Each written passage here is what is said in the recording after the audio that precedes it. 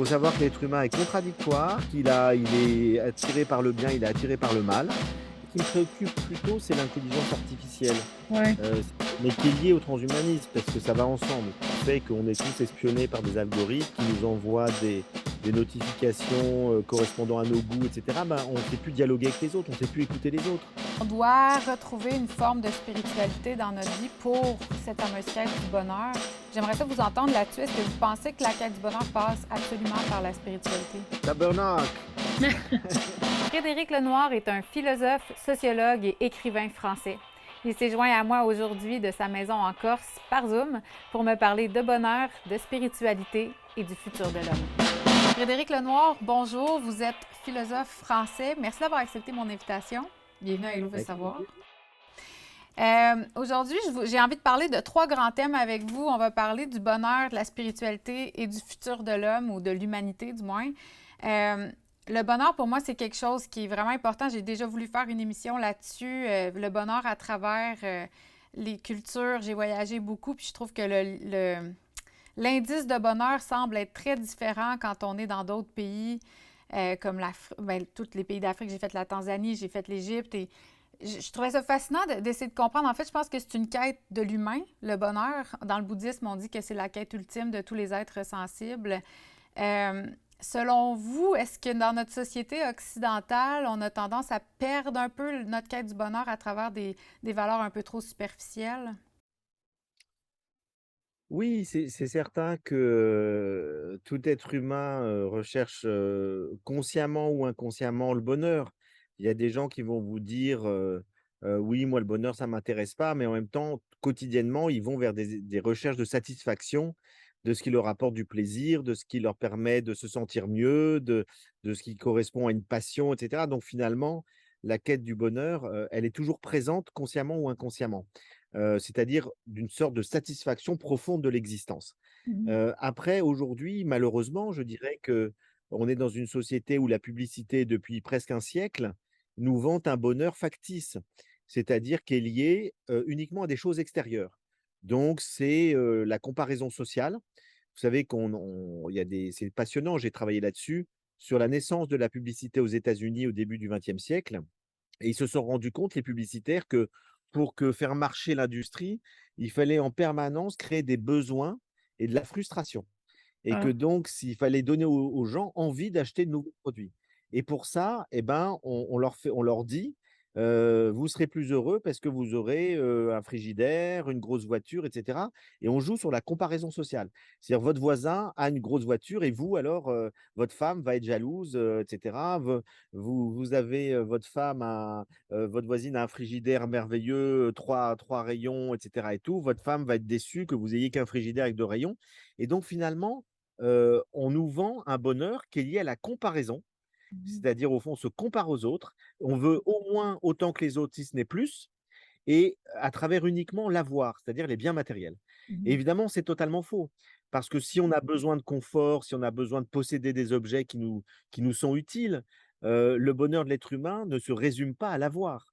Le bonheur de l'être humain a autant, sinon plus besoin de l'être, Mhm. c'est-à-dire, de valeurs immatérielles. Et les valeurs immatérielles, bah, c'est l'amour, c'est la joie, c'est la communion avec la nature, la beauté du monde, c'est, rendre service à d'autres, il y a plein de choses qui sont immatérielles, et qui nous mettent dans un état de satisfaction très profond de l'existence. Et évidemment, plein de gens passent à côté de ça parce que ils pensent que le bonheur viendra essentiellement du fait qu'ils auront un certain nombre d'objets qui sont vantés par la société de consommation comme étant indispensables au bonheur de l'être humain. Et c'est pour ça que plein de gens sont malheureux en Occident. Ouais. Pourquoi est-ce qu'en France, par exemple, on est le pays européen où il y a le plus d'antidépresseurs, d'anxiolytiques, et cetera? Mais pourquoi les gens prennent autant d'anxiolytiques et d'antidépresseurs? C'est parce qu'ils ne sont pas heureux dans leur vie et que, ils ont beau avoir de l'argent, ils ont beau avoir un confort matériel, ils ont beau avoir une voire 2 voitures, et cetera, pour la majorité d'entre eux, ça ne satisfait pas complètement l'être humain. L'être Ouais. humain a besoin d'autre chose que de biens matériels, même si je nie pas du tout l'importance des biens matériels. Moi, j'ai un confort de vie très correct et je m'en plains pas. Ouais. Mais je sais très bien que ce qui me rend le plus heureux, ce n'est pas ça. Exact. Il y a aussi, vous parlez de, je vais juste faire une précision quand vous dites les anxiolytiques. Est-ce que c'est en France, vous êtes le pire pays d'Europe ou c'est... c'est pas mondial quand même. Vous n'êtes pas ceux qui prescrivez le plus d'antidépresseurs au monde. C'est en Europe, j'imagine? En Europe, en tout cas, je sais qu'on est le pays qui prescrit le plus d'antidépresseurs. On Ouais. doit être parmi les records du monde, hein, c'est sûr. Et Mais ça parce montre que en les fait. Français sont très critiques, se plaignent beaucoup. Oui, effectivement, on vous connaît bien sous cet angle. Ouais. Et du coup, on n'est Ouais, jamais satisfait, on n'est jamais content. ouais, c'est On a ça. un esprit qui voit Mais toujours ce qui va pas. Vous n'êtes pas trop gêné par le soleil, là, ça va? Ben, c'est beau, en fait. Nous, il fait pas beau ici, donc Alors, j'apprécie le soleil. sinon, c'est une change de place, mais si c'est gênant, vous me dites, hein. Il faudrait juste que vous vous aligniez. Là, j'ai plus le soleil que votre visage. voilà, comme ça, c'est Ah, bien. je bougerai un peu en fonction du soleil. C'est bon. Parce Mais que je suis en Corse, là j'ai une maison, la Corse, c'est une petite île au sud de la France et c'est là que j'écris, que je passe la plupart de mon temps et là, vous entendez peut-être, je suis au bord de la mer et j'ai le soleil qui va se coucher derrière moi, donc c'est un très bel endroit et c'est moi, je sais génial. que, par exemple, pour être heureux, j'ai besoin de nature. Ouais, Si je suis exact. pas dans la nature, je suis pas heureux, dès que je suis au bout de 8 jours où je suis en ville, je me sens pas très bien. J'ai besoin du contact avec la nature pour être heureux et je pense que tous les êtres humains ont besoin du contact avec la nature, même s'ils l'ont oublié. Parce que C'est des gens qui sont nés en ville, qui ont toujours vécu en ville, ils savent pas ce que c'est que la nature et il leur manque quelque chose de fondamental. Je ouais. suis convaincu que ce besoin est universel Mhm. et le grand psychanalyste Carl Gustav Jung nous dit qu'une des sources principales des névroses dans le monde moderne, c'est d'avoir coupé le lien vital avec la nature. La nature nous équilibre, elle nous ancre, elle nous permet de nous sentir reliés, reliés au monde, aux vivants, aux plantes, aux animaux, etc. Et si on est coupé de tout ça, ben, il nous manque quelque chose d'essentiel pour notre équilibre. Mais je vous écoute parler, puis pour moi, il y a comme une sorte de paradoxe parce qu'on nous parle de plus en plus de l'importance justement de se reconnecter à la nature, de plus en plus de gens qui sont végétariens parce qu'ils ont pris conscience qu'ils bon, ils veulent pas faire mal aux animaux. Puis tout ça, c'est un mouvement quand même en Occident qu'on voit évoluer. Puis paradoxalement, comme vous le décrivez si bien, il y a cette espèce de pression sociale où on se compare constamment avec les autres. J'imagine que ça fait une forme une sorte de dichotomie entre finalement ce qu'on veut où on pense qu'on veut. C'est comme si, j'imagine que les humains, en tout cas, je vais parler pour les humains en Occident, avec cette espèce de société de consommation puis de performance, on est en perte de repère de ce qui va vraiment faire de nous un être humain heureux. Vous pensez pas qu'on est en perte de repère? Oui, oui, certainement. Mais ce qu'on disait, c'est qu'on est en perte de repère et que du coup, on tâtonne et on cherche à trouver des équilibres, parfois entre des choses contradictoires. Mais Mhm. ça, c'est le fond de l'être humain. L'être humain est fondamentalement paradoxal. Mm. Il veut quelque chose et son contraire. On aspire tous à l'amour, au lien, puis on aspire à la liberté, surtout qu'on n'empiète pas sur notre liberté. On a besoin de nature, mais on a besoin de ville. On a besoin de culture, on a besoin de cinéma, on a besoin d'aller de voir les autres. Puis en même temps, quand on est en ville, on se dit: «Ouh là là, j'étouffe, j'ai besoin de nature». Donc moi, j'assume complètement cette part paradoxale de l'être humain. Il faut juste trouver un équilibre de vie dans lequel, on peut quand même, avoir suffisamment de temps, de moments où on va se ressourcer dans la nature. Et quand on vit en ville, c'est vrai que c'est plus difficile. Alors heureusement, il y a beaucoup de villes, hein, où il y a des espaces verts. On peut se promener, il y a des parcs, notamment à Montréal. Bon, il y a plein de grands parcs magnifiques, même à Paris, on peut se promener au bord de Seine et cetera. Ça fait beaucoup de bien. Ouais, Donc c'est vrai qu'il y a peu de villes où il y a pas du tout d'espace vert. non. Mais c'est vrai qu'on est tiraillé entre plusieurs choses. Et puis sur l'écologie, c'est exactement pareil. Parce que beaucoup de gens ont conscience de l'enjeu écologique, mais ils ont pas du tout envie de faire les sacrifices qu'il faudrait faire pour pouvoir consommer moins, pour pouvoir respecter les écosystèmes de la planète, parce qu'à ce moment-là, c'est vraiment un changement assez radical de mode de vie, si on veut être totalement cohérent. Et moi, le premier, je suis très sensible à l'écologie depuis, plus de 35 ans, mais je prends encore l'avion. Parce que de temps en temps, j'ai besoin d'aller au Québec et ou dans d'autres lieux que j'aime bien et donc voilà, j'assume ces contradictions. Ouais, en fait, est-ce que c'est vraiment une contradiction ou comme vous venez de dire, je pense que c'est d'essayer de trouver un équilibre. L'humain s'est développé de cette façon-là. On est rendu, on peut voyager partout. Il y a beaucoup de culpabilisation qui vient avec ça. J'ai beaucoup voyagé aussi, moins depuis 2 ans et demi, mais je me sens, il y avait des gens qui sont plus radicaux, du moins dans leur position par rapport à l'écologie, qui me faisaient sentir coupable de prendre l'avion. Puis je me disais, j'ai l'impression que plus on est conscient du problème, plus le problème, on a la culpabilité de le porter, alors que pour moi, il y a aussi la partie collective qui emboîte pas vraiment le pas. Les multinationales emboîtent pas le pas. Selon vous, est-ce que cette culpabilité Alors, est il faut vraiment quand faite? même, oui, c'est-à-dire qu'il faut quand même pas reporter toujours sur les autres. C'est-à-dire qu'à un moment donné, si on croit à certaines choses importantes, comme par exemple la menace du réchauffement climatique, il ne faut pas se dire, je vais attendre que les multinationales agissent de manière vertueuse pour moi agir de manière vertueuse. Il Mm. faut commencer par soi. Mhm. C'est-à-dire qu'il faut soi-même faire des efforts.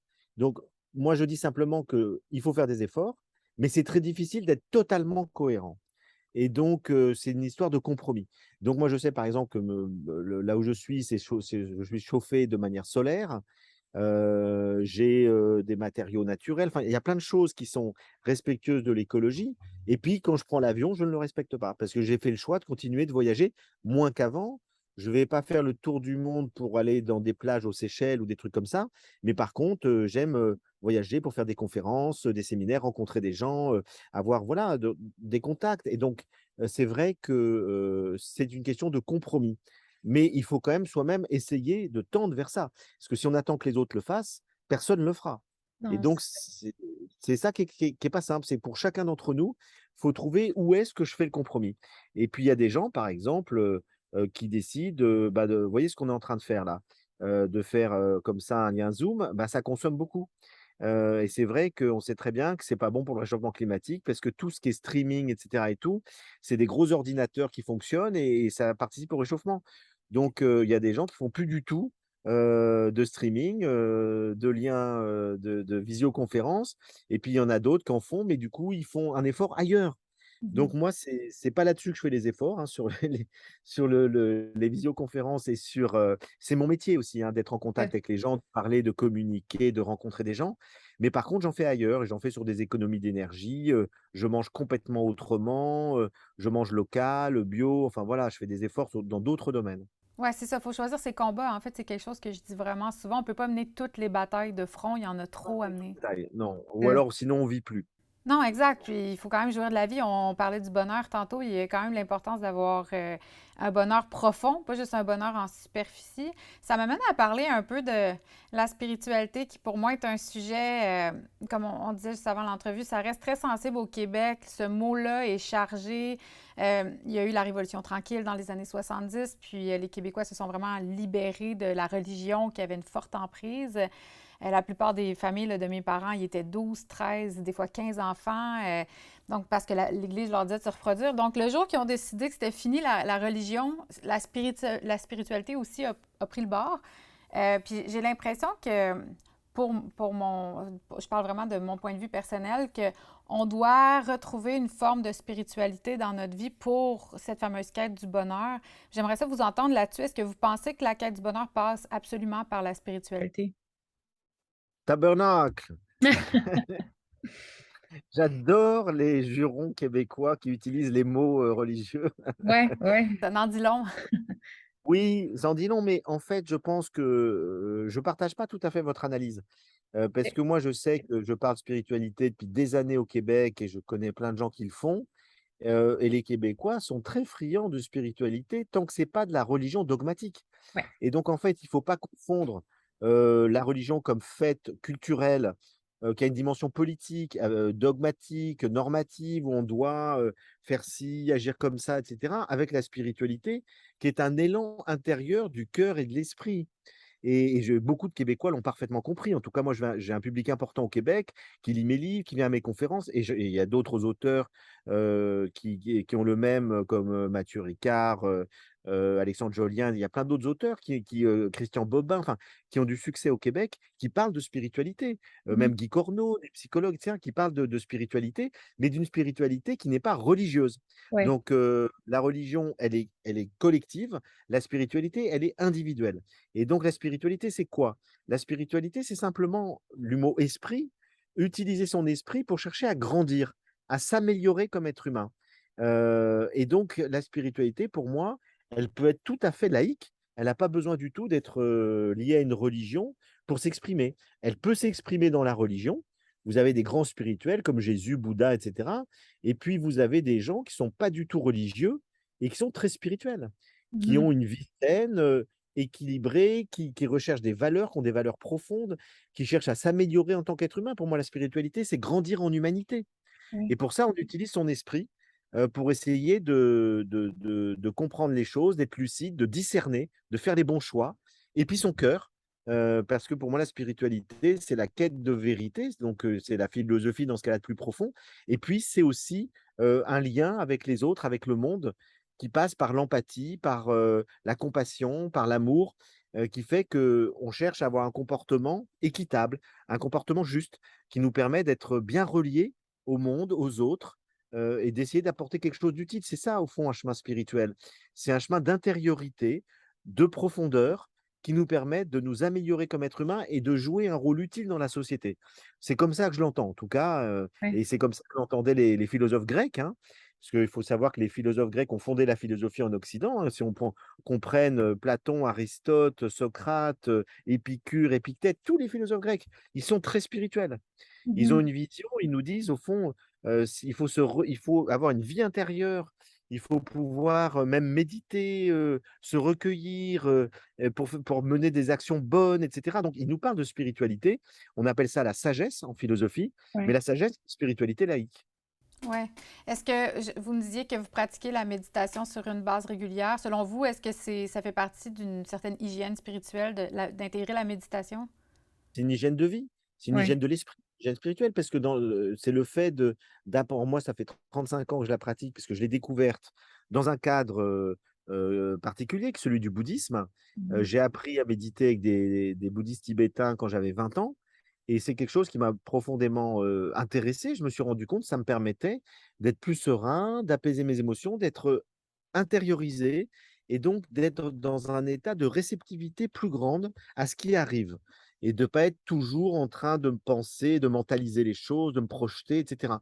Donc apprendre à accueillir le réel, à être dans cette ouverture, de l'esprit et du cœur, pour moi, c'est au centre de la spiritualité. C'est un exercice spirituel, la méditation. Oui, vraiment. Puis je pense que c'est pour ça qu'il y en a parfois qui ont certaines réticences par rapport à ça. D'ailleurs, vous parliez tantôt de l'importance de la définition. Moi, je suis 100% d'accord avec la définition que vous donnez de la spiritualité. Selon moi, la religion et la spiritualité, c'est deux choses complètement différentes. J'ai pas besoin de vendre ma spiritualité à qui que ce soit, ça m'appartient. Il y en a beaucoup qui vont confondre spiritualité et ésotérisme. Est-ce que vous pouvez faire la distinction entre les deux? Bah, en fait, l'ésotérisme, c'est encore autre chose. Mhm. L'ésotérisme, c'est aussi une vision du monde, on va dire, qui est à la fois imprégnée de philosophie et de religion, dans lequel, on considère que, les symboles sont très importants, qu'on est relié à la nature par un toute une s un réseau d'interdépendance, de connexions mystérieuses et cetera, que tout est relié, hein, l'infiniment petit, l'infiniment grand et cetera et donc ça donne une vision du monde, qui est, très profonde d'ailleurs, hein, auquel j'adhère en grande partie, mais qui a été, selon les écoles, selon les courants, est devenue un petit peu une espèce de gnose, compliquée qui fait qu'on pense que il y a que des initiés qui peuvent un peu comme dans la franc-maçonnerie et cetera, qu'on peut, connaître ces symboles, ces secrets de la nature, et cetera. Donc ça peut devenir une sorte de, comment dire? D'élitisme, si vous voulez, dans lequel on considère qu'on fait partie des gens, très intelligents qui avons compris les mystères du monde. Et ça existe depuis l'Antiquité, hein. Déjà, dans les enseignements de Pythagore, il y avait des choses, exotériques, c'est-à-dire destinées à tout le monde et ésotériques dans lequel c'était qu'un cercle de disciples où ils transmettaient les secrets, les choses les plus profondes, les plus, bon et ça a continué à travers les sociétés secrètes, les Rose-Croix, les francs-maçons et encore aujourd'hui, vous avez un tas de sociétés secrètes. Bon, après ça peut dériver vers une forme de sectarisme, ça peut c'est pour ça que moi je dirais que il y a un bon ésotérisme qui est, intelligent, qui est fondé sur, une bonne connaissance, de l'humain et de la nature et des lois de la nature et puis il y a un ésotérisme un petit peu, je trouve trop, comment dire? Élitiste et qui est artificiel Oui. parce que, il est fondé sur tout un langage, très spécial, réservé à des initiés et cetera et ça j'adhère pas trop. Ouais, je comprends. D'ailleurs, vous disiez tantôt que dans la spiritualité, c'est la quête de la vérité. Puis je trouve ça intéressant que vous parliez des sociétés secrètes parce que justement, on sent des fois qu'il y a un savoir occulte qui s'est passé juste chez certains initiés, qui devient de plus en plus accessible ou du moins beaucoup de découvertes aussi dans la physique quantique, l'épigénétique, plein de choses qu'on apprend, qui viennent corroborer les grandes religions, des savoirs anciens. Mais est-ce que vous pensez que c'est propre à l'homme de vouloir garder un certain savoir pour lui tout seul, de ne pas le partager avec les autres? Oui, mais bien sûr, ça fait partie de l'être humain de vouloir faire partie d'un cercle privilégié, les Mhm. élus. C'est la notion d'élection. Donc voilà, donc on sait que dans les religions, dans la vie sociale, hein, de manière générale, les gens aiment faire partie des élus, des élites. Et vous avez pour les chefs d'entreprise, et le capitalisme a reproduit ça. C'est pas que religieux. Vous avez des clubs qui rassemblent des grands capitalistes, des grands industriels. Ils se retrouvent entre eux une fois par mois pour des dîners, mais c'est très fermé. Ouais. Vous avez, il faut avoir, tant de millions de chiffre d'affaires pour pouvoir faire partie de ce club et cetera, et vous avez des clubs, sportifs, c'est pareil, c'est très fermé. Vous avez donc on aime cultiver l'élitisme, faire partie d'un petit groupe, privilégié et cetera. Bon, moi, c'est pas du tout mon truc, hein. Je fais partie d'aucun club, j'essaie Ok. de transmettre, les choses à un large public, de toucher tout le monde, Mhm. et je suis pas du tout dans cette voie-là. Mais vous avez raison, ça fait partie de l'être humain, Ouais. d'aimer se distinguer des autres. Et c'est comme ça d'ailleurs historiquement que dans les religions, on a distingué le sacré et le profane. En disant le sacré, c'est réservé, vous savez, au sein des saints, c'est vraiment les élites, et puis le profane, bon, bah, tout le monde peut y aller et du coup, c'est accessible à tout le monde, ça n'a pas de valeur.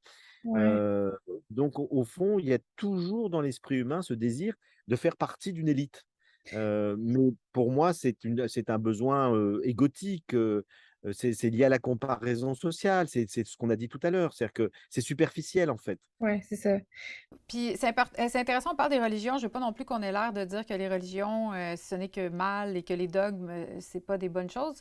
Selon vous, qu'est-ce qui ressort de vraiment positif des grandes religions du monde? Bah, déjà, elles ont joué un rôle très important, et positif dans la civilisation. Mhm. C'est-à-dire qu'il y a pas de civilisation sans régulation du désir humain. Le désir humain, il nous conduit à tuer, à prendre les biens des voisins parce qu'on en a envie, c'est ce qu'on appelle la convoitise. Et donc les religions, ça a été une régulation du désir humain pour éviter de voler, de mentir, de tuer, de violer, de prendre les gens, les choses dont on a envie, vous voyez? Ça permet de mettre des lois, de mettre des règles, et sans règles et sans lois, on ne peut pas vivre en société. Et donc les premiers à avoir fait ça sont les religions. Les religions ont imposé un cadre, et comme elles s'appuyaient sur l'existence, hypothétique en tout cas, mais pour elles certaine, d'une force supérieure ou d'un dieu, ça permettait de leur donner de la force. Parce que Ouais. si vous dites aux gens, il faut pas voler, il faut pas tuer et cetera, simplement parce que c'est nécessaire à vivre en société, ça suffit pas. Il a fallu, pour éduquer l'être humain, qu'il ait peur d'aller en enfer s'il commettait le mal, s'il tuait quelqu'un et cetera et tout. Donc les religions ont permis, à cause de la peur d'un dieu, d'un jugement supérieur et cetera, d'avoir une morale. Et puis après, ben, les religions ont évolué, et par exemple le Christ, il a essayé d'intérioriser la morale. C'est-à-dire que ce soit pas simplement une loi extérieure, et comme dit Spinoza, ce grand philosophe du XVIIe siècle, le Christ a inscrit la loi au fond de nos cœurs. C'est-à-dire qu'il a voulu qu'on agisse bien, pas uniquement pour appliquer la loi extérieure, mais parce que, on aime les autres, et c'est par amour qu'on doit agir bien. C'est par compassion, c'est par empathie, et c'est pas simplement parce qu'on a peur ou d'aller en enfer ou d'aller en prison.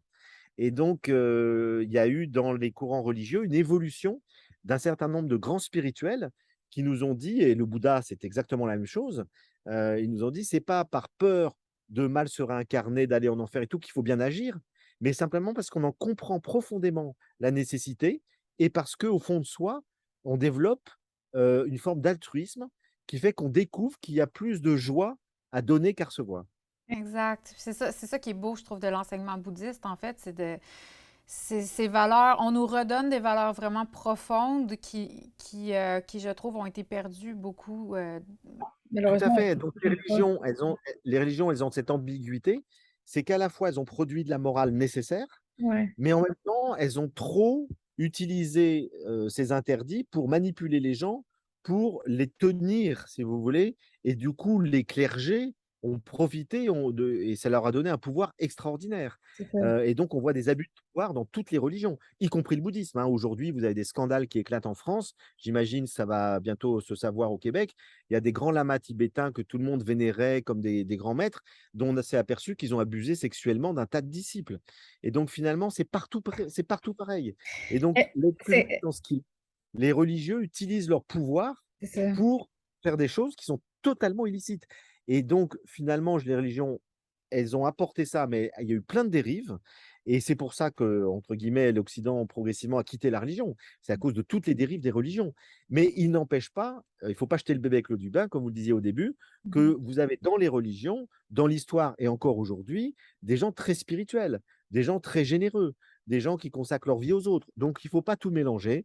Il Ouais, faut c'est ça. savoir simplement que dans la religion, il y a comme partout, comme en politique, comme dans tous les domaines, il y a des gens bien et il y a des gens pas bien, qui Ouais. utilisent la religion à des fins personnelles. Mais le pouvoir corrompt, puis je trouve ça, j'étais pas au courant là, pour les moines tibétains dont vous parlez, mais j'ai aussi fait beaucoup de méditation avec des moines bouddhistes tibétains. Je me suis souvent dit, c'est drôle parce que on en parle beaucoup des dérapages de l'Église catholique avec tous ces fameux abus sexuels. Là. C'est plus, tout le monde le sait, c'est pas un secret de polichinelle.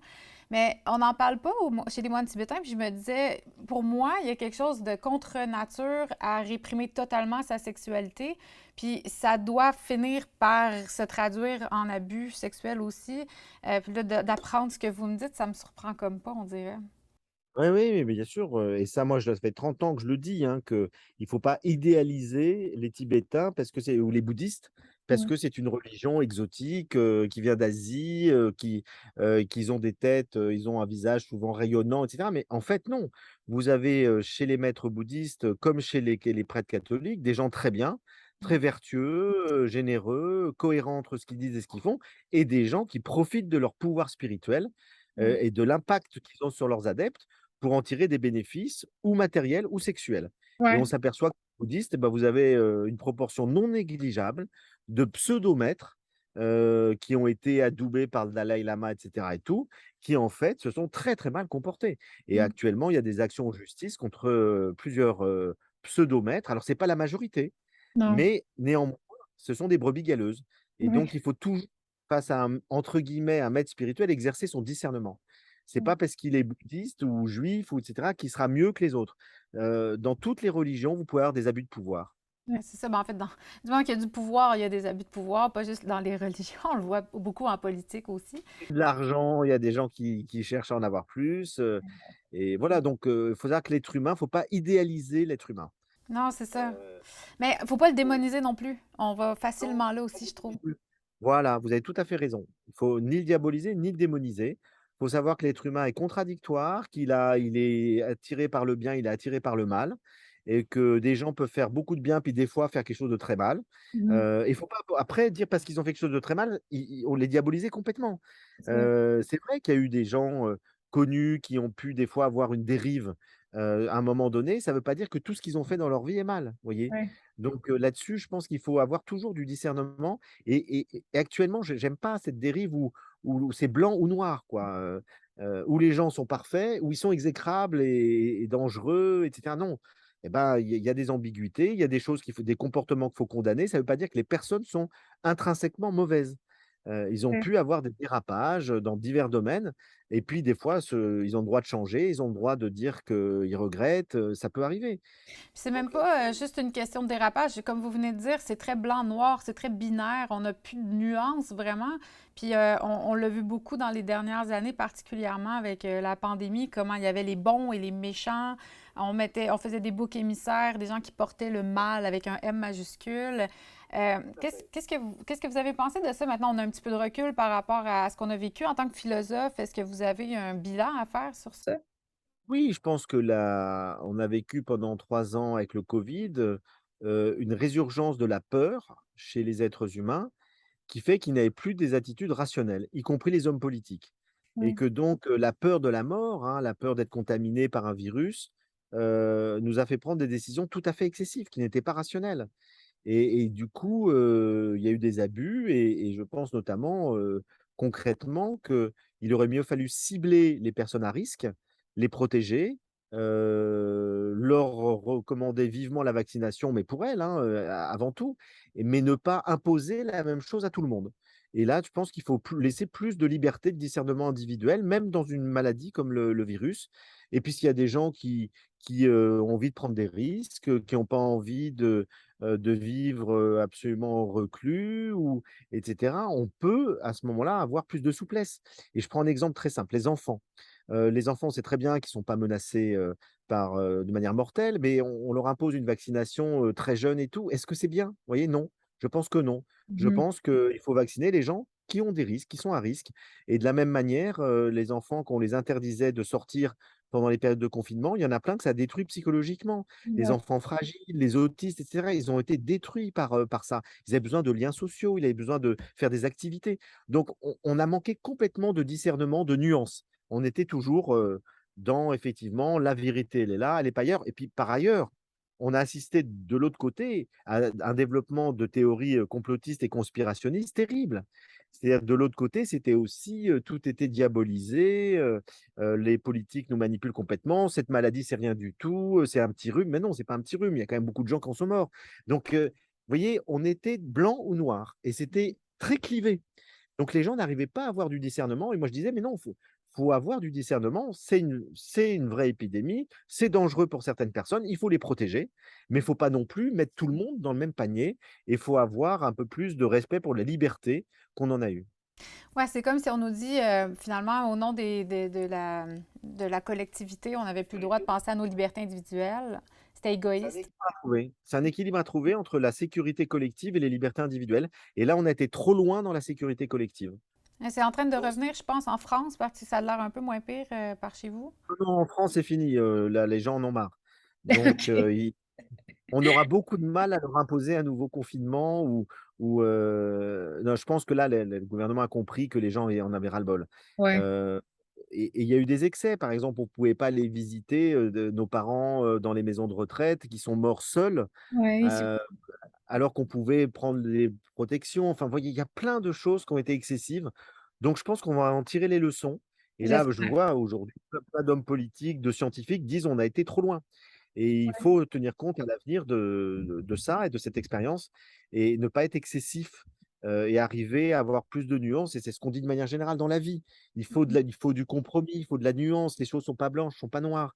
Alors ça peut l'être, il peut y avoir des moments quand vous avez une épidémie de peste, là effectivement, il faut être radical, il faut rester chez soi, faut Ouais, mais c'était pas la peste non plus, vous voyez? Tout le exactement. monde n'allait pas mourir du virus, on le sait aujourd'hui. C'est Donc il s'agit de faire quand même attention, à avoir plus de discernement et respecter un équilibre entre sécurité, liberté, tout ça est subtil, hein. Je jette pas la pierre non plus aux politiques parce que c'est très difficile de prendre des décisions. Il y aurait eu beaucoup plus de morts, on les aurait accusés de laxisme, donc vous voyez, c'est très compliqué. ouais, Mais c'est j'espère que cette expérience va nous faire grandir en discernement et qu'on va pas être mus simplement par la peur. Ben, en fait, moi, ce que j'espère surtout, c'est qu'on va prendre plus en considération la santé mentale dans la prochaine catastrophe de santé globale, parce que vous parliez des enfants, des autistes, mais je pense à tout le monde. Je le vois autour de moi. J'ai reçu à mon émission des psychologues qui parlaient de ce qu'ils voyaient. Puis les gens en fait, les troubles de santé mentale ont explosé, les cliniques de psychothérapie débordent. Donc, c'est comme si on n'a pas considéré que l'humain est un être social. Puis, moi, selon moi, c'est plus là que je me dis, c'est drôle parce que c'est pas des choses qu'on savait pas. On savait qu'il y aurait des conséquences à faire ça.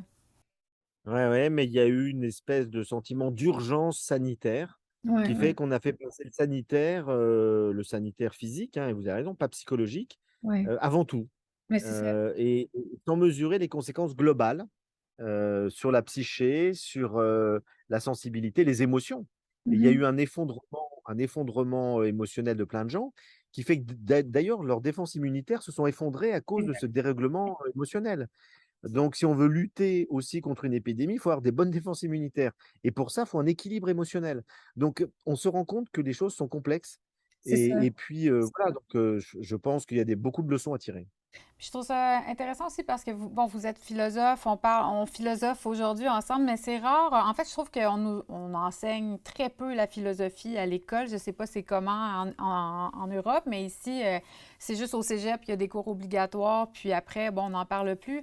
Mais on nous apprend pas vraiment à développer notre esprit critique, à avoir des discussions, à chacun s'amener dans des nuances, à avoir des débats. D'ailleurs, les débats au Québec, c'est extrêmement grave. Là, on n'est pas comme les Français. Euh, Selon vous, qui êtes philosophe, justement, est-ce que ça manque pas on devrait pas avoir plus de philosophie dans notre vie? Alors, tout à fait d'accord avec vous. Je pense que la clé de tout, c'est que c'est l'éducation et que l'éducation passe par la philosophie qui nous apprend à discerner, à avoir un esprit critique, à rechercher la vérité et à mieux maîtriser ses émotions. Et donc finalement, c'est pour ça que j'ai créé une association qui s'appelle SEV, ça veut dire savoir-être et vivre ensemble, qui développe des ateliers de philosophie avec les enfants dès l'école primaire. Et c'est présent au Canada depuis le début. Parce que dès que j'ai fondé en 2016, j'ai fondé l'association Sève, j'ai tout de suite été au Canada et c'était la première fondation que j'ai faite en dehors de la France. Aujourd'hui, il y en a en Belgique, en Suisse, au Maroc, au Luxembourg et cetera. Et donc ça s'appelle Sève Formation Canada, dans lequel on forme des animateurs pendant, plusieurs week-ends, qui ensuite vont faire des ateliers de philo dans les écoles. Et les résultats sont formidables. Parce qu'on voit que les écoles nous disent: «Mais c'est formidable, les enfants, ils apprennent à s'écouter, à débattre de manière, rationnelle, au-delà des émotions, des invectives, tu as tort, tu as raison». Parce qu'on leur apprend à argumenter, à développer ce qu'on appelle des habiletés de pensée, problématiser, argumenter, écouter l'autre, discerner.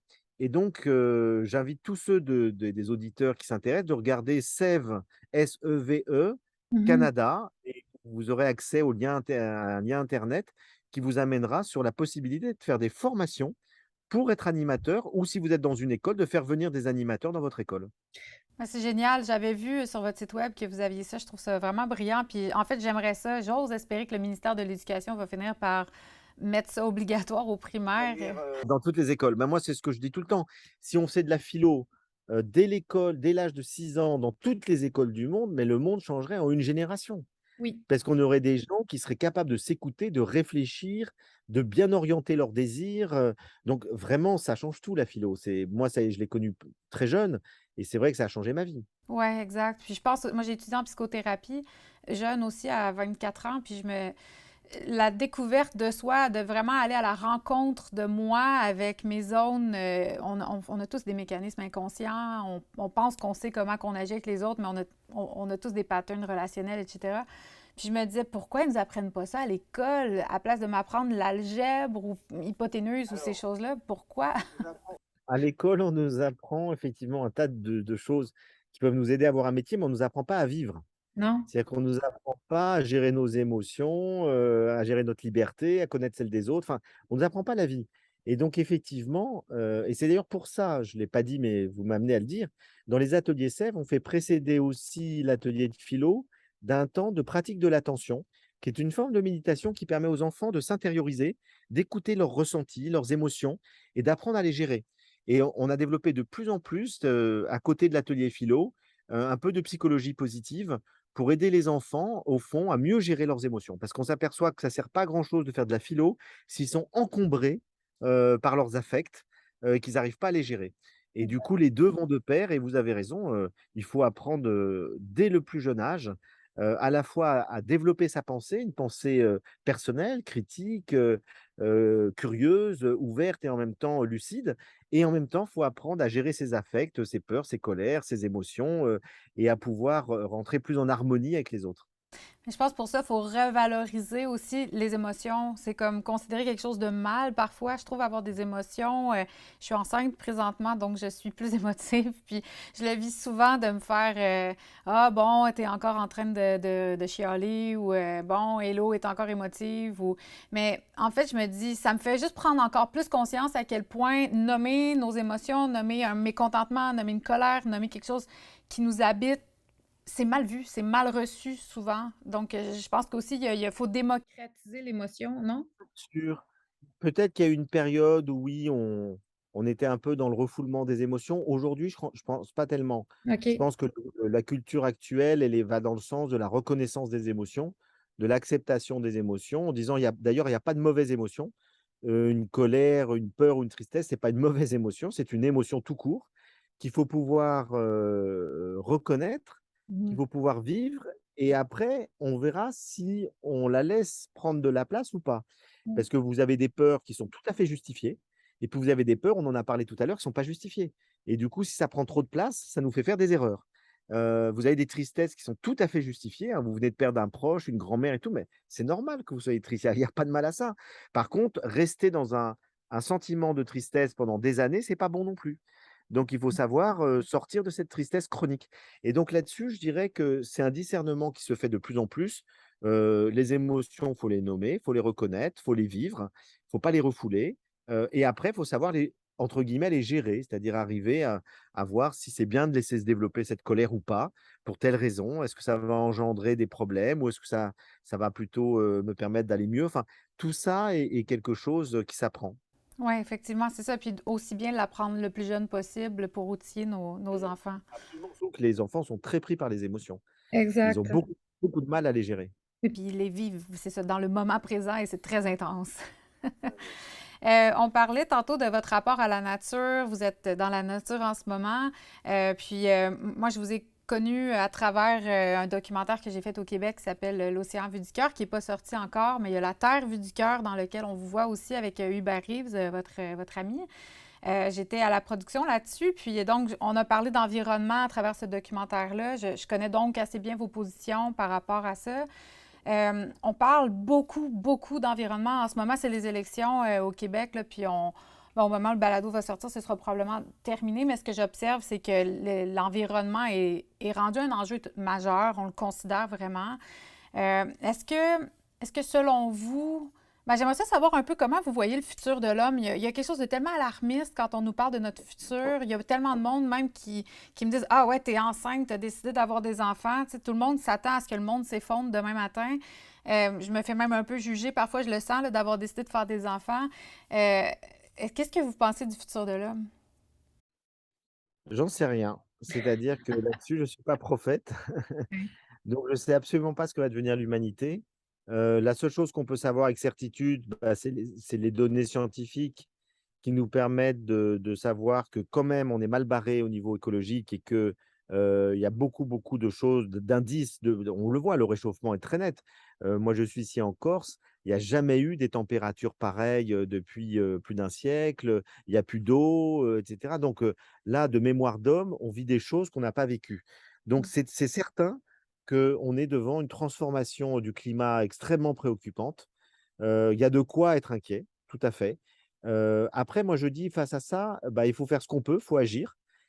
Faut chacun, voilà, autant qu'il peut, faire ce qu'il peut avec des compromis dont on a parlé tout à l'heure et en même temps, il faut continuer de vivre. C'est-à-dire qu'on va pas effectivement être, dans une espèce de sidération en disant: «Puisque, il y a une menace pareille, bah, je vais arrêter de faire des enfants, je vais arrêter de vivre, je vais arrêter de voyager, je vais plus rien, je vais attendre la fin du monde». Non, il faut continuer de vivre en essayant de modifier progressivement nos modes de vie, puis on verra bien ce qui arrivera. Et Mmh. là-dessus, je pense que rien ne permet de savoir avec certitude ce qui arrivera. En faisant beaucoup d'efforts, on va peut-être, ralentir, l'effet du réchauffement, et puis on va peut-être inventer je crois beaucoup à l'innovation. On va peut-être inventer des nouvelles technologies, non polluantes, peut-être on remplacera d'ici 20 ans toutes les énergies fossiles, par, l'eau de mer, par l'air et cetera et tout. Donc on sait que là-dessus, il y a des énormes recherches à faire, qu'on est en train de commencer à faire. Mais d'ailleurs, il y a même des découvertes qui ont été faites il y a très longtemps, qu'on avait mis de côté, parce que ça gênait les lobbies du pétrole et cetera. Mais aujourd'hui, voilà, on se dit: «On n'a plus le choix». Il faut vraiment aller vers ce qui évite le réchauffement climatique. Et puis il y a toutes les menaces qui pèsent, militaires. Moi, je m'inquiète aussi de ce regain de violence dans le monde et de l'impérialisme on croyait en avoir fini avec le colonialisme et l'impérialisme et puis on voit que les grandes puissances, comme la Russie, la Chine et cetera reviennent en plein dedans. Ouais. Donc là, on est sur, quand même un monde complexe, plein de dangers, mais je dis, encore une fois, il faut prendre les choses avec un certain recul, un certain détachement, parce que sinon on vit plus. Ouais. Heu et moi là-dessus, ça m'empêche pas de dormir malheureusement, je dis: «Oui, voilà, je sais qu'il y a la guerre en Ukraine, il y a le réchauffement climatique, il y a des gens qui souffrent, il y a trucs», mais si on veut être utile au monde aussi, il faut pas être soi-même dans la peur et tétanisé. Exact. Il faut plutôt essayer de cultiver un équilibre de vie et puis d'essayer d'apporter des messages, qui aident à prendre conscience, à aller vers un monde plus juste, plus pacifique, moins polluant, enfin et donc faut continuer de vivre de manière constructive, de manière positive parce que au fond, c'est les optimistes qui sauveront le monde. C'est pas les Ouais. pessimistes qui disent: «C'est foutu, il y a plus de solution et donc du coup, après moi le Quitte le déluge». navire. C'est plutôt, de dire, «Oui, les choses vont mal, mais cherchons les solutions». Ouais, exact. Exactement. J'avais reçu Idriss Aberkane aussi, qui est beaucoup sur les solutions. Puis je pense que, ça, comme vous venez de dire, ça sert à rien de. Il y a tellement des idées intelligentes, formidables aussi, qui sont. Il y a Gunther Pauli qui amène plein de. Quand je me suis mis à regarder là-dedans, il y a un monde là, de gens qui arrivent avec plein de solutions tellement ingénieuses qu'on n'entend pas parler, mais on continue toujours de nous parler plus des trucs extrêmement négatifs, ce qui aide pas forcément à se faire un peu d'espoir pour le futur. Mais selon vous, dans tous les enjeux climatiques, qu'est-ce qui va être mettons, au moment où on se parle, c'est quoi l'enjeu majeur qui est le plus urgent selon vous? Ah, j'en vois 2. C'est l'enjeu de l'eau.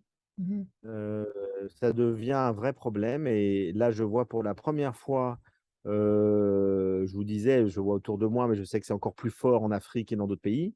Il y a des coupures d'eau, c'est-à-dire qu'on n'a plus accès à l'eau parce qu'il y a un manque d'eau. Les nappes phréatiques sont en train de se vider et donc du coup, l'eau potable devient un enjeu mondial et ça va créer des guerres. C'est-à-dire que clairement, il va y avoir des gens qui vont se battre pour avoir accès aux ressources d'eau potable qui sont en train de se raréfier et Mmh. puis il y a l'enjeu du réchauffement climatique, c'est-à-dire, le problème, plus global qui fait qu'il y a une accélération. Donc ça, c'est la pollution atmosphérique, hein, c'est tous les gaz carboniques et cetera et tout et si ça s'accélère trop, bah, ça peut rendre, de même que le manque d'eau, on peut pas vivre sans eau, de la même manière, on peut pas vivre si les températures atteignent des tels degrés qu'à ce moment-là, la vie sera inhabitable pour l'être humain. Après, il Mmh. y a il y a plein de il y a plein d'animaux et de plantes qui survivront à des températures très élevées, mais pas l'être humain. Et donc là-dessus, ça me paraît être les 2 problèmes les plus urgents, et c'est assez inquiétant parce qu'on se rend compte que, on met beaucoup de temps à effectivement à réagir. Ouais, en fait, c'est comme vous l'avez dit, c'est que l'humain réagit, l'humain agit pas, et pas proactif. On dirait qu'on attend d'être dans le mur, puis là, faire Ah, il aurait peut-être fallu faire quelque chose. Ça peut être Mais lent. comme je disais aussi, c'est compliqué de changer nos modes de vie. Et Exact. donc, si on voulait être le plus efficace possible, faudrait arrêter tous les transports, ne plus faire de visio. Enfin, il y aurait tellement de choses, mais c'est un bouleversement tel que Mmh. quasiment personne n'est capable de le faire. Ouais, Et après tout, on se dit: «Bon, à quoi ça sert aussi de simplement survivre?» si vous voulez. c'est ça. Donc moi, je me dis: «Bon, faut vivre aussi». Exact. Donc faut aussi pouvoir, être en lien, donc c'est ça qui est compliqué parce que c'est comme les gens qui vous disent, par rapport à la peur du covid, ben, je voyais des personnes âgées, elles sortent plus de chez elles et donc elles ont tellement peur d'attraper le covid dans la rue et tout que, ben, elles ont plus de vie. Elles sortent Exact. plus de chez elles, elles voient plus personne, même leurs petits-enfants, elles veulent plus les voir. Mais à quoi ça sert qu'on a 90 ans, donc 90 ans, à quoi ça sert de vivre comme ça? Ouais. C'est plus une vie. Donc à ce moment-là, faut prendre un minimum de risques et assumer les conséquences. Oui, puis de toute façon, le facteur, le risque zéro ne semble pas exister. On a beau prendre 1 million de précautions, il peut toujours avoir un truc. Vous pouvez vous casser la figure chez vous, et vous allez mourir de ça. Exact, c'est ça, finalement. Il y a quand même un facteur. On contrôle pas tout. Il faut se rappeler que l'humain a pas 100% de contrôle. Confiance, de se dire, et ben, peut-être qu'on va trouver les solutions, qu'on va progressivement arriver à changer nos modes de vie suffisamment, qu'on va, trouver des technologies nouvelles qui vont nous permettre de plus polluer, enfin, Mmh. voilà. Donc faut faire un peu confiance à la vie, en l'humain et malgré tout. Ouais, c'est ça. Et vous, j'arrive sur une question, un sujet très sensible, mais je pense que c'est important d'en parler. Vous parliez des réchauffements climatiques, l'humain serait plus capable de supporter les températures. Est-ce que vous pensez que le transhumanisme peut être une solution vers s'adapter au futur? Bah, ça dépend ce que vous appelez par le transhumanisme. Assez Si vague. c'est Oui, c'est très général. Là-dessus, je suis nuancé aussi, j'ai pas de jugement blanc-noir. Ouais. Si on peut, trouver par des puces électroniques, des moyens, des nanotechnologies, de ralentir le vieillissement, tant mieux. Mmh. Moi, si on me dit: «Bah, vous pourrez vivre vraiment bien, jusqu'à 120 ans en ayant toutes vos capacités et tout», je suis preneur. Ouais. Par contre, si c'est pour vivre, 1000 ans en étant, complètement, sous antidépresseurs, anxiolytiques et cetera, parce que je vis dans un monde catastrophique, malheureux et que je ne sais pas comment trouver l'équilibre et l'harmonie dans ma vie, je préfère mourir, beaucoup plus jeune. Ouais. Donc, vous voyez, à quoi ça sert de nous faire vivre indéfiniment si on est dans un environnement détruit, avec des gens agressifs et que soi-même, on n'est pas en paix avec soi-même? Donc pour moi, Mmh. le plus urgent, c'est que l'être humain retrouve la paix avec lui-même, avec les autres et avec l'environnement. Bon Mmh. et puis, à partir de là, ben, si le transhumanisme peut nous aider à prolonger un peu la vie de manière, qualitative, tant mieux. Mais Mmh. ce qui compte, c'est la qualité de vie. C'est pas la quantité des années, vous voyez? Ouais, c'est ça. Mais alors, on parle de prolonger la vie, mais vous parliez tantôt de comment l'humain a besoin de se reconnecter à la nature pour se reconnecter à l'ensemble, le grand tout. Et puis parfois, quand j'entends des discours transhumanistes, puis moi, j'essaie d'être nuancée dans tout aussi, donc je vous suis là-dedans, mais j'essaie de voir en quoi ça... Je trouve qu'il y a des zones où ça semble dénaturé, là, mais ça nous déconnecte justement de la nature, ça nous déconnecte de notre lien profond à la terre. Est-ce que moi, c'est plus là, en fait, que je serais curieuse de savoir, est-ce que vous pensez, comme sachant que l'humain veut tellement le pouvoir puis le contrôle, est-ce qu'il n'y a pas une importance, du moins, de légiférer sur le transhumanisme ou d'en parler? On n'en parle peut-être pas assez. Moi, ce qui me préoccupe plutôt, c'est l'intelligence artificielle, Ouais, c mais qui est liée au transhumanisme parce que ça va ensemble ouais. et donc je trouve qu'il ne faut pas donner le pouvoir aux robots. Et que là-dessus, les robots, on peut leur donner le pouvoir, hein. On peut mettre partout des algorithmes, on peut s'arranger. On voit déjà dans les réseaux sociaux les dégâts que ça fait. Le fait qu'on est tous espionnés par des algorithmes qui nous envoient des notifications, correspondant à nos goûts et cetera, ben, on ne sait plus dialoguer avec les autres, on ne sait plus écouter les autres. Vous parliez tout à l'heure du covid, si vous avez une discussion avec des amis et que vous manifestez très clairement par exemple, une opposition au vaccin, vous allez recevoir dans les jours qui viennent plein de vidéos qui vont dans ce sens-là, comme par hasard. Mmh. Et l'inverse est vrai. Si vous êtes à fond, pour, les mesures gouvernementales et tout, vous allez recevoir plein de vidéos qui vont dans ce sens-là. Donc au fond, les réseaux sociaux, grâce à la technologie des algorithmes et l'intelligence artificielle, repèrent vos goûts. Ouais. Et du coup, on vous entretient dans vos goûts et vous n'êtes plus capable de discuter avec des gens qui pensent différemment. Vous n'êtes plus capable d'entendre un discours qui va pas dans le sens de ce que vous pensez. Et ça, c'est dramatique. On peut plus vivre en démocratie si on s'informe qu'aux mêmes sources. Ouais. Et moi, je connais des gens qui n'écoutaient que ce qui allait dans leur sens. Et Ouais. dès qu'on leur disait: «Mais attends, c'est plus complexe et cetera et tout», ils n'écoutaient pas. Des 2 côtés, encore une fois, hein, je dis pas qu'il y avait que les gens qui étaient, par exemple, pro vaccin ou anti-vaccin, des 2 côtés. Et Mmh. donc, finalement, c'est assez dramatique de se dire que, ce sont des robots qui sont en train de déstructurer la démocratie avec cette histoire d'algorithme et Ouais. donc je me méfie de tout ça. Je Ouais. pense que qu'il ne faut pas confier encore une fois et malheureusement avec toutes les technologies et puis les enfants, les adolescents, ils passent 4 heures par jour, sur leurs écrans et les écrans nous manipulent. Mmh. Ils sont pas neutres. C'est pas un outil neutre, un écran. C'est Ouais. un outil qui nous oriente, qui nous amène à un acte d'achat, aller vers telle pensée ou vers telle autre et cetera. Donc ça, c'est tout à fait nouveau dans l'histoire de l'humanité, alors qu'avant un outil, il attendait qu'on s'en serve. Vous avez un râteau, un couteau, il attend que vous ayez besoin pour vous en servir. Là, vous êtes en permanence en interaction avec des outils qui vous manipulent et Mmh. pour moi, c'est ça qui m'inquiète le plus. C'est peut-être, la manipulation à travers, internet, Algorithme. les réseaux sociaux, le tout ça. Euh, je suis vraiment d'accord avec vous. Puis je l'ai observé beaucoup, les algorithmes, pendant la pandémie, puis je trouvais ça quand même assez inquiétant de voir ça aller, là. J'ai aussi... j'ai observé les deux côtés de la médaille beaucoup pendant la pandémie, puis j'ai essayé d'être vraiment d'aller chercher de l'information un peu partout, mais on a aussi démonisé ceux qui allaient chercher leur information ailleurs en disant: Ah, tu fais tes recherches. Je ne sais pas si vous avez eu ça en France, là, mais c'était rendu complètement ridicule aller regarder autre chose que la Radio-Canada, exemple, ou les chaînes qui sont dites porteuses de vérité avec un V majuscule, là. Mais puis je me demande si c'est à cause vraiment des algorithmes ou est-ce que ça a toujours été comme ça, que l'humain aime se faire conforter qu'il a raison et que là, ça a comme facilité ça. Voilà, l'humain aime aller chercher ce qui va dans le sens de ce qu'il pense, mais les algorithmes accélèrent tout ça.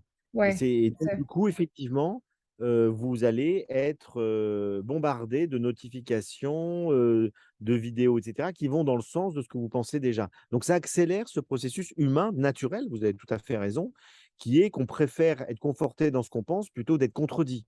Oui, c'est ça. Or, Socrate nous dit que la philosophie, c'est d'accepter la contradiction. C'est parce que le but de la philosophie, c'est d'être de plus dans une recherche de vérité qui fait qu'on essaie de faire tomber tous nos préjugés, tous nos a priori. Mhm. Donc là, il y a du boulot, il y a du pain sur la planche. Parce que Oui, cette recherche de vérité, c'est pour ça qu'il faut faire philosopher les enfants très jeunes. Il faut oui, qu'ils apprennent à avoir du discernement, un esprit critique vis-à-vis des réseaux sociaux, mais aussi vis-à-vis de leurs petits copains, vis-à-vis de leur famille. Même quand la famille dit la vérité, c'est ça, quand vous avez raison, les journaux officiels vous disent la vérité, c'est ça, être capable d'avoir du discernement. Mais il ne faut pas tomber dans l'excès inverse. De tout remettre en question.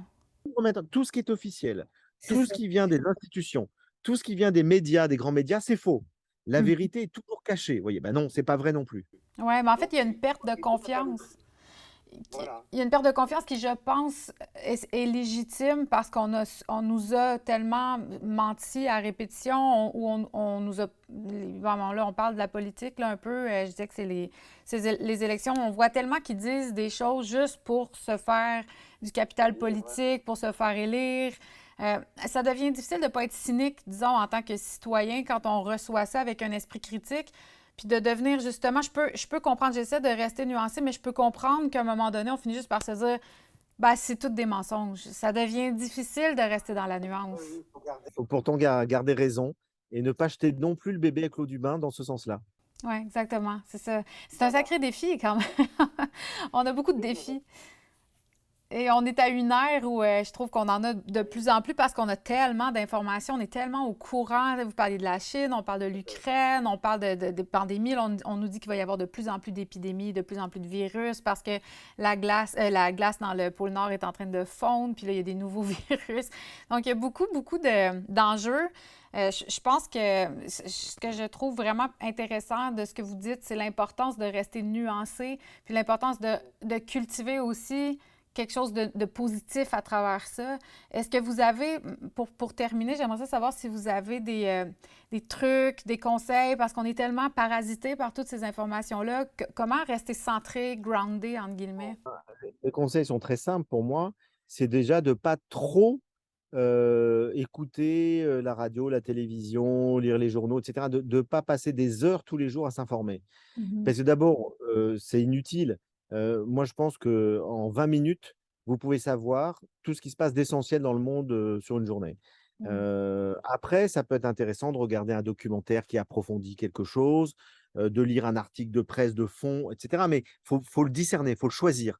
Mais subir l'information massive comme ça, en fait, c'est très anxiogène et ça vous fait perdre complètement tout esprit critique. Il vaut mieux ne pas trop regarder d'informations et réfléchir, prendre le temps du recul, de la réflexion et de temps en temps creuser un sujet qui nous paraît important et là, aller en chercher, mais faire de l'information active, de faire de la recherche active d'information. Il ne faut pas subir l'information.